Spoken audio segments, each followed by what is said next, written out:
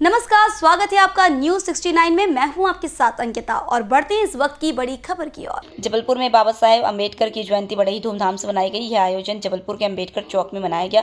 वहीं भारतीय जनता पार्टी प्रदेश की राजधानी से लेकर संस्कारधानी तक बाबा साहेब अम्बेडकर की जयंती मना रही है। इस मौके पर बाबा साहब को श्रद्धा सुमन अर्पित करने पहुंचे मध्य प्रदेश के लोक निर्माण मंत्री ने कहा कि बाबा साहब भीमराव अम्बेडकर ने अपना सारा जीवन समाज के अंतिम पंक्ति के लोगों के उत्थान में लगाने का काम किया है। बाबा साहब का जिन लोगों ने अपमान किया, लेकिन बाबा साहब ने कभी उनसे द्वेष नहीं रखा। उल्टा बाबा साहब के सपनों को कुचलने का काम उन लोगों ने किया है जिनके हाथों में लंबे समय तक देश की सत्ता रही है। लेकिन पीएम मोदी के नेतृत्व में आज बाबा साहब का सपना साकार हो रहा है। वहीं कांग्रेस द्वारा लगाए जा रहे बाबा अम्बेडकर के संविधान को बचाने के लिए 400 पार का नारा देने पर कहा कि कांग्रेस सीटें ज्यादा ले ले, 404 ले ले तो वह जायज़ है, यदि भाजपा ले ले तो वह नाजायज़ है। वहीं राज्यसभा सांसद सुमित्रा वाल्मीकि भी बाबा साहेब अम्बेडकर की जयंती पर उपस्थित हुई और उन्होंने कहा कि यदि बाबा साहेब अम्बेडकर नहीं होते तो हम नहीं होते। उनके संविधान से जो ताकत मिली है उससे आप अनुसूचित जाति वर्ग को समाज की हमारी तरक्की है। बाबा साहेब अम्बेडकर के संविधान से हम सबको प्राप्त हुए हैं। अब जनता को समझ आ रहा है कि कांग्रेस ने देश बांटो राजनीति करो। अब हमारा समाज समझ गया है कि सनातन धर्म और धर्म की रक्षा भारतीय जनता पार्टी में ही हो सकती है, इसलिए हमारी विचारधारा हिंदू धर्म की रक्षा के लिए है। जबलपुर से न्यूज़ 69 के लिए वाजिद खान की रिपोर्ट। बाबा साहब अम्बेडकर की देन ही हम लोग हैं। यदि बाबा साहब अम्बेडकर नहीं होते तो आज हम लोग नहीं होते। उनके संविधान में जो ताकत मिली है, इससे आज आप अनुसूचित जाति वर्ग को, वाल्मीकि समाज, महर्षि सुदर्शन समाज, मेहरा समाज, जितनी भी दलित वर्ग की समाज की हमारी तरक्की है वो बाबा साहब अम्बेडकर जी के संविधान के द्वारा प्राप्त हुई है। आज हम उनका जन्मदिन मनाकर अपने आप को संपूर्ण हमारी जो समाज खड़ी हुई है, वाल्मीकि समाज महर्षि वाल्मीकि जी की देन है, मेहरा समाज हमारे सुदाफल जी के महाराज जी के देन है।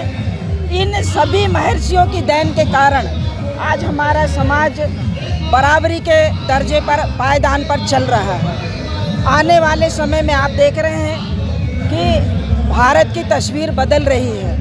पहले इसे इंडिया नाम दिया गया था, लेकिन बाबा साहब अम्बेडकर ने कहा कि हे भारत के भाई बहनों, उन्होंने इंडिया शब्द कहीं नहीं कहा, हे भारत के भाई बहनों। तो ये उन्होंने जाति से ऊपर समग्र समाज को भाई बहन और मानवता का संदेश दिया है। आज हम बाबा साहब अम्बेडकर का जन्मदिन संपूर्ण अनुसूचित जाति वर्ग के लोग मनाकर गौरवान्वित करते हैं और उनके बताए हुए मार्ग पर समूह संगठन हमारा, उन्होंने कहा शिक्षित बनो, संघर्ष करो और संगठित रहो। आज आप देख रहे हैं हमारा पूरा वर्ग यहाँ संगठित है। काम करने की सीढ़ियाँ हो सकती हैं हमारी अलग, लेकिन मंजिल हमारी एक ही है। इसी देश से हम सब वर्ग के लोग आज उनको माल्यार्पण करने जा रहे हैं। ये तो बहुत पहले हो जाना था, देर आए दुरुस्त आए। हिंदुस्तान की रक्षा की है तो हमारे इस वर्ग के वीरों ने की है। अब लोगों को समझ में आ रहा है कि कांग्रेस ने देश बांटो राजनीति करो। अब हमारा वर्ग भी समझ गया है कि सनातन धर्म और धर्म की रक्षा भारतीय जनता पार्टी में ही हो सकती है, और इसलिए हमारे विचारधारा जो है वो हिंदू धर्म की रक्षा के लिए है। तो समग्र हमारा समाज आज की डेट में हिंदू धर्म की जो रक्षा कर रहा है, हम उनके साथ हैं। तो निशा बांगरे अगर बीजेपी में आना चाहेगी तो क्या उसके लिए दरवाजे खुले हैं? भारतीय जनता पार्टी के दरवाजे सभी के लिए खुले हैं बिना भेदभाव के, और ये पहले से उन्होंने अपने विचार में और अपनी कार्यप्रणाली में बता दिया है। एक अनुसूचित जाति वर्ग की महिला 2.5 फुट की गली में रहने वाली, जिसका कोई राजनीतिक सोर्स नहीं। आप देखिए, जहाँ पर राजनीतिक कोई आरक्षण नहीं है राज्यसभा में, बाबा साहब अम्बेडकर के बाद पहली महिला हिंदुस्तान में सुमित्रा वाल्मीकि को संगठन ने, माननीय नरेंद्र मोदी जी ने और भारतीय जनता पार्टी ने पहुंचाया। शीर्ष नेतृत्व की विचारधारा आप देख सकते हैं समग्र लोगों से जुड़ी हुई है।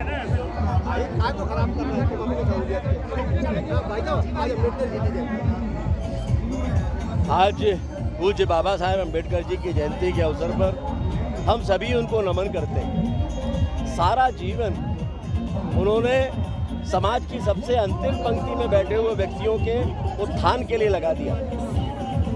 और सबसे बड़ी बात, जिन लोगों ने बाबा साहेब की उपेक्षा की, जिन लोगों ने बाबा साहेब का अपमान किया, बाबा साहेब ने उनसे कभी द्वेष नहीं रखा।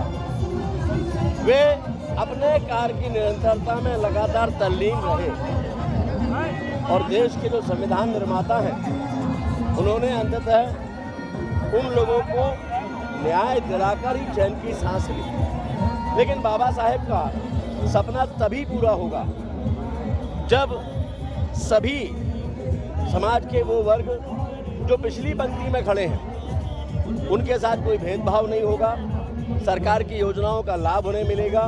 ठीक उसी तरह जिस तरह देश के यशस्वी प्रधानमंत्री माननीय नरेंद्र मोदी जी प्रयास कर रहे हैं। आज आप कोई भी योजना देख लीजिए, माननीय मोदी जी की किसी भी योजना का मतलब है समाज की अंतिम पंक्ति में बैठे हुए व्यक्ति को उत्थान, उसको सामाजिक और आर्थिक उत्थान करना, योजनाओं का लाभ दिलाना।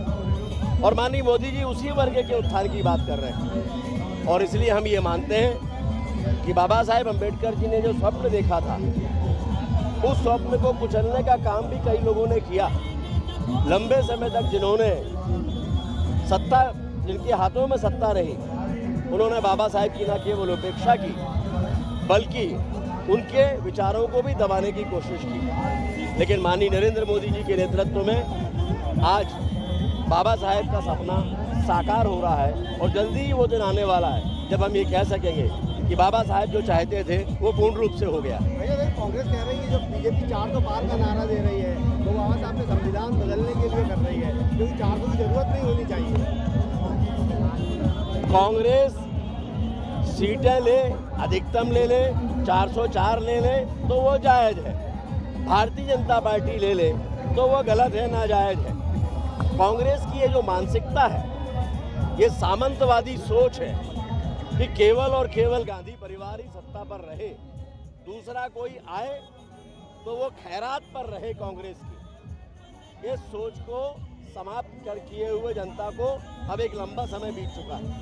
जनता ने उस सोच को समाप्त कर दिया है और अब की बार 400 पार का नारे का मतलब है कि पूरा देश माननीय मोदी जी के साथ खड़ा है, भारतीय जनता पार्टी के साथ। संकल्प पत्र आज जारी हुआ है बीजेपी का। देखिए, संकल्प पत्र में समाज के हर वर्ग के लिए और देश के आर्थिक और सामाजिक उत्थान के लिए वो सभी बातें हैं जिनकी आज देश को आवश्यकता थी। ना तो उसमें तुष्टीकरण है और ना ही किसी को दबाने की कोशिश उसमें की गई है, बल्कि समाज के सभी वर्गों को साथ में लेकर आगे बढ़कर बाबा साहेब अम्बेडकर जी का सपना साकार हो, उसका प्रतिबिंब है भारतीय जनता पार्टी का घोषणा पत्र। ईशा बांगरे ने इस्तीफा दे दिया भाई साहब, और उन्होंने कहा है कि कांग्रेस जलता हुआ घर है। अभी तो आप देखिए और कितने लोग इस्तीफे देने वाले हैं। दुर्भाग्य ये है कि कांग्रेस को आज भी समझ में नहीं आ रहा है कि उसके नीचे की जमीन खिसक चुकी है। इस खबर पर आपकी क्या राय है, हमें कमेंट सेक्शन में जरूर बताएं। तब तक के लिए धन्यवाद।